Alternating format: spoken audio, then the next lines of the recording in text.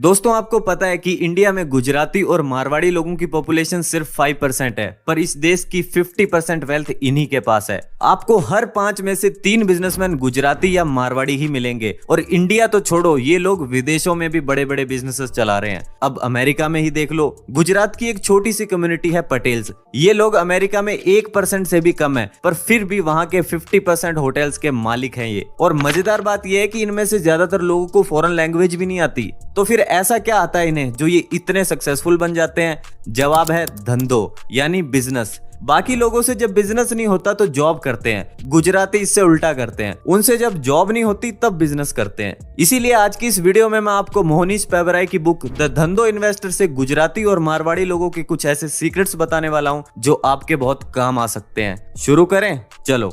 तो जैसे कि मैंने बताया कि अमेरिका में पटेल्स 50% मोटेल बिजनेस ओन करते हैं, बट ये हमेशा से ऐसा नहीं था। 1972 से पहले पटेल्स युगांडा में बिजनेस करते थे, पर बाद में वियतनाम वॉर के समय उन्हें वहां से मूव करना पड़ा और वो आ गए अमेरिका। अब ये उनके लिए बिल्कुल नया शहर था और उन्हें इंग्लिश भी नहीं बोलनी आती थी। तो ऐसे में व्हाइट कॉलर जॉब मिलना लेज के पैकेट में चिप्स मिलने जितना मुश्किल था। और अगर दूसरे काम देखे तो वहां पे कोरियन लोग ग्रोसरी बिजनेस में थे, चाइनीज लोग लॉन्ड्रीज रन करते थे, सिख और पाकिस्तानी लोग कैब ड्राइवर्स या रेंटल कार्स के काम करते थे। ऐसे में पटेल्स ने सोचा क्यों ना होटल के बिजनेस में घुसा जाए, क्योंकि वॉर की वजह से कोई बाहर तो निकल नहीं रहा, होटल्स वैसे ही लॉस में चल रहे हैं, तो ये बिल्कुल सही टाइम है होटल खरीदने का। और वैसे भी कुछ टाइम बाद जब सिचुएशन नॉर्मल हो जाएगी तो होटल का काम तो चलेगा ही। अब देखो, हम लोगों को बिजनेस में, स्टॉक मार्केट में हर जगह यही सुनने को मिलता है कि अगर हाई रिटर्न चाहिए तो हाई रिस्क लेना पड़ेगा। बट धंधो फ्रेमवर्क इस कॉन्सेप्ट को उल्टा कर देता है। ये कहता है रिटर्न तो हाई चाहिए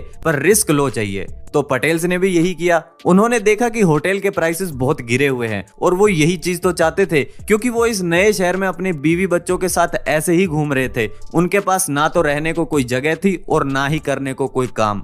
इसीलिए जब उन्होंने देखा कि सिर्फ $5000 की डाउन पेमेंट पर उन्हें 20 रूम का मोटेल मिल रहा है, तो उन्होंने झट से पैसे अरेंज किए और फट से मोटेल खरीद लिया। अब गुजराती आदमी है तो अपना दिमाग तो लगाएगा ही। वही किया, उसने सारे वर्कर्स को काम से निकाल दिया और बीवी बच्चों से कहा उठाओ झाड़ू और शुरू हो जाओ। फिर होटल की सफाई से लेकर बेडशीट धोने तक सब काम फैमिली मेंबर्स ही करने लगे। अब तक उन्होंने ये फिगर आउट कर लिया था कि उनकी फैमिली को रहने के लिए 3-4 रूम इनफ है। इससे रेंट बचेगा और स्टाफ तो पहले ही भगा दिया तो उनकी सैलरी के पैसे भी बच जाएंगे। बचा छोटा मोटा मेंटेनेंस का काम, तो सोचा यहाँ क्यों पैसे बर्बाद करने, ये भी पटेल भाई खुद ही करने लगे। धीरे धीरे जब सिचुएशन नॉर्मल हुई तो वो लो प्राइस पर रूम प्रोवाइड करने लगे। इनके प्राइसेस इतने लो थे कि बाकी कॉम्पिटिटर्स मार्केट में कम्पीट नहीं कर पा रहे थे। और कैसे करेंगे कम्पीट, क्योंकि हद पार कंजूसी तो एक गुजराती ही कर सकता है। ऐसे उन्होंने एक लॉस मेकिंग बिजनेस को प्रॉफिटेबल बना दिया। फिर धीरे धीरे जब प्रॉफिट्स बढ़ने लगा तो उन्होंने हाई क्लास होटल्स भी खरीदने शुरू कर दिए। और ऐसे आज अमेरिका में पटेल्स 50% से ज्यादा होटल के मालिक है। तो चलो अब इस धंधो फ्रेमवर्क से हम कुछ धंधो रूल्स समझ लेते हैं। Rule number 1, invest in simple businesses. देखो, हमें पता है कि एग्जिस्टिंग बिजनेस बाय करने से बहुत फायदा हो सकता है, बट ओनली अगर हमें उसकी इंट्रिंसिक वैल्यू पता है तो। क्योंकि किसी भी बिजनेस की इंट्रिंसिक वैल्यू से ही हम ये पता लगा सकते हैं कि इस प्राइस पॉइंट पर यह बिजनेस फायदेमंद है भी या नहीं। अब सवाल ये उठता है कि इसे कैलकुलेट कैसे करते हैं। सिंपल है, आपके बिजनेस का मंथली कैश इनफ्लो और कैश आउटफ्लो कितना है, इसी के डिफरेंस से इंट्रिंसिक वैल्यू का पता चलता है। अब कैश इनफ्लो और आउटफ्लो सिर्फ सिंपल बिजनेस का ही प्रेडिक्ट किया जा सकता है। इसीलिए आपने देखा होगा कि पटेल्स ने भी मोटेल जैसा सिंपल बिजनेस मॉडल चुना। एक ऐसा मॉडल जो इजी टू अंडरस्टैंड था और रेवेन्यूज की लॉन्ग हिस्ट्री थी उनके पास। उन्होंने बस पुरानी सेल्स के बेस पर अंदाजा लगा लिया कि कम से कम इतनी सेल तो होगी ही। याद रखना, वो सिंपल बिजनेस में इन्वेस्ट करते हैं, स्टूपिड बिजनेस में नहीं। और सिंपल बिजनेस बहुत पावरफुल होते हैं। आइंस्टाइन भी कहते थे कि इंटेलिजेंस के 5 लेवल्स होते हैं: smart, intelligent, brilliant, genius and simple. उनके according simplicity highest level of intelligence है। तो धंधो फ्रेमवर्क भी सिंपल है और इसीलिए इसमें पावर है जो गुजराती और मारवाड़ी लोगों को इतना पावरफुल बनाता है। तो कहने का मतलब ये है कि सिंपल बिजनेस ही लॉन्ग टर्म में सरवाइव करते हैं और प्रॉफिट निकाल के देते हैं। ऑथर तो इतना तक कहते हैं कि अगर आपको बिजनेस समझाने में एक पैराग्राफ से ज्यादा लिखना पड़ रहा है तो इसका मतलब आपके बिजनेस में कुछ फंडामेंटल प्रॉब्लम है।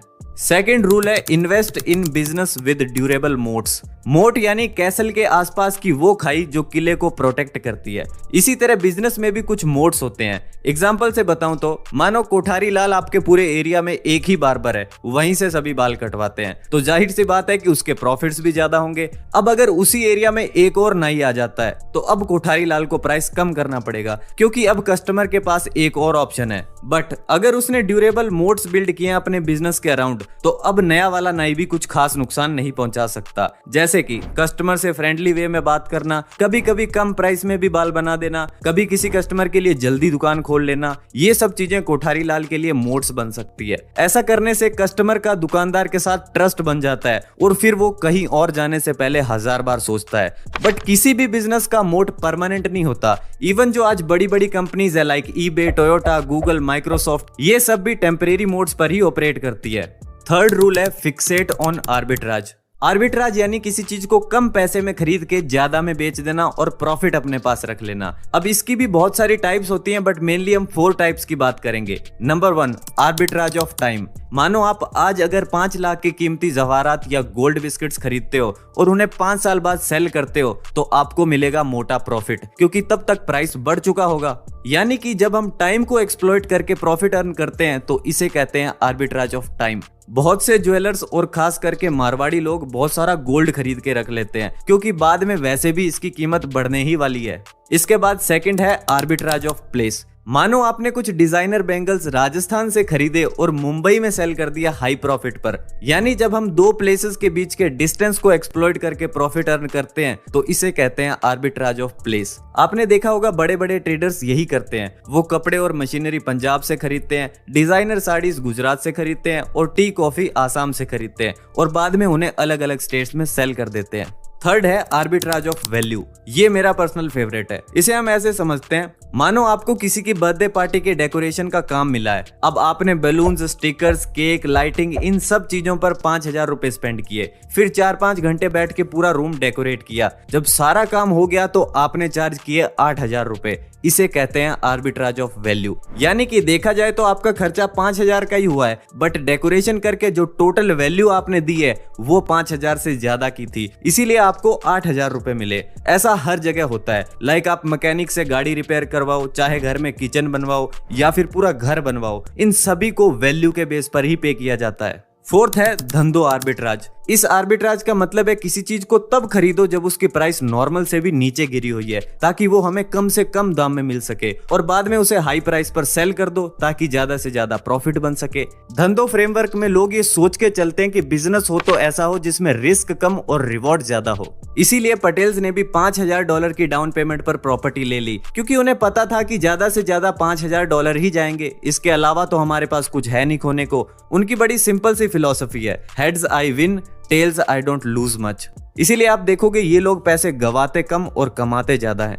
फोर्थ रूल है invest in copycats rather than the innovators. McDonald's की स्टोरी पता है आपको? ये कंपनी एक ठेले से शुरू हुई थी और शुरुआत की थी मैकडॉनल्ड्स ब्रदर्स ने। फिर उनके शहर सैन बर्नार्डिनो में लोगों को उनके हैमबर्गर्स बहुत पसंद आने लगे। काम अच्छा चल रहा था पर बढ़ नहीं रहा था, जब तक कि 1954 में रे क्रॉक ने उनके बिजनेस को एक्वायर नहीं कर लिया। फिर जब बिजनेस के राइट्स रे के पास आ गए तो उन्होंने छोटे मोटे चेंजेस किए और बिजनेस को स्केल कर दिया। याद रखना, इनोवेटर्स मैकडॉनल्ड ब्रदर्स ही थे, पर बिजनेस ग्रो किया रे क्रॉक ने, जिसकी वजह से ये एक वर्ल्ड फेमस फूड चेन बन पाई। तो कुछ ऐसा ही किया था पटेल्स ने जब वो मोटेल बिजनेस में घुसे थे। शुरू में कुछ पटेल्स आए और बाद में बाकियों ने सिंपली उनका आइडिया कॉपी कर लिया। गुजराती आदमी को वैसे भी इनोवेशन और टेक्निकल चीजें समझ नहीं आती, उसे एक ही चीज समझ आती है और वो है प्रॉफिट। स्कैम 1992 में आपने सुना होगा, जब हर्षद मेहता कहते हैं कि लाला सबके सिलेबस में एक सब्जेक्ट कॉमन होता है, प्रॉफिट, और वो मेरा फेवरेट सब्जेक्ट है।